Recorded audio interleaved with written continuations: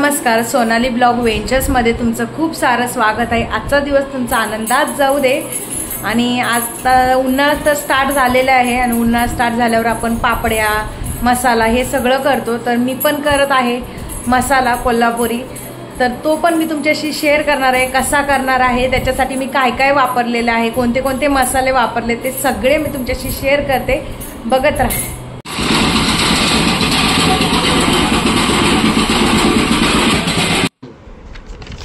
मी शंकेश्वरी मिरच्या 3 किलो आणि बेडगी मिरची 1 किलो घेतली। त्याच्यामध्ये धने, तेजपत्ता, तीळ, मोठी इलायची, काळी मिरी, लवंग, चक्रीफूल, दालचिनी, खसखस, दगडी फूल इत्यादी सगळे 50-50 ग्रॅम घेतले। लसूण 1 किंवा 1.5 किलो घेऊ शकतो, आपल्याला हवे तेवढा। धने मी 1.5 किलो घेतलेले होते। जे मसाला आपल्याला हवे ते आपण अजून पण त्याच्यात पाहिजे तसे ॲड करू शकतो। आणि ते मी स्वतः बघत होते, ते मसाले कसे तयार करतात ते मी स्वतःच बघत होते। आणि ते मसाले पारंपरिक पद्धतीने तयार केले जातात। नंतर त्यांनी खोबरं भाजून सुद्धा घेतलं आणि खोबरं आणि लसूण हे त्यांनी नंतर टाकलं होतं। जसं आपल्याला जे मसाले पहिले टाकायला हवेत ते मसाले ते पहिले टाकतात आणि जे नंतर टाकायला हवेत ते नंतर टाकतात। आणि ते मी स्वतः सगळं बघत होते आणि खूपच अनुभवी गोष्ट होती माझ्यासाठी ती।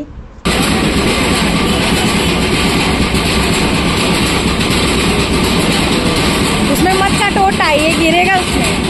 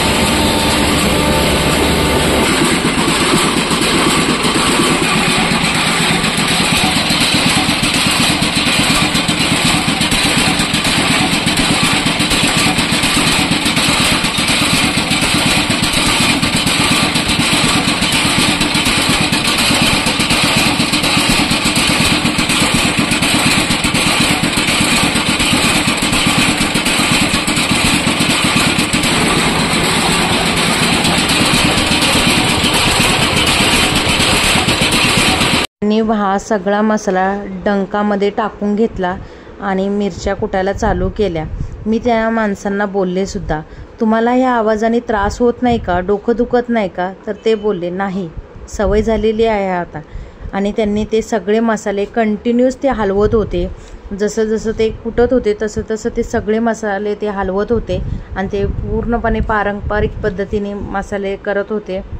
आणि नंतर त्यांनी खोबरं आणि लसूण हे सगळं नंतर टाकलं. मसालेसुद्धा तुम्ही बघितलेच, खूप छान असे तेलामध्ये भाजून घेतले.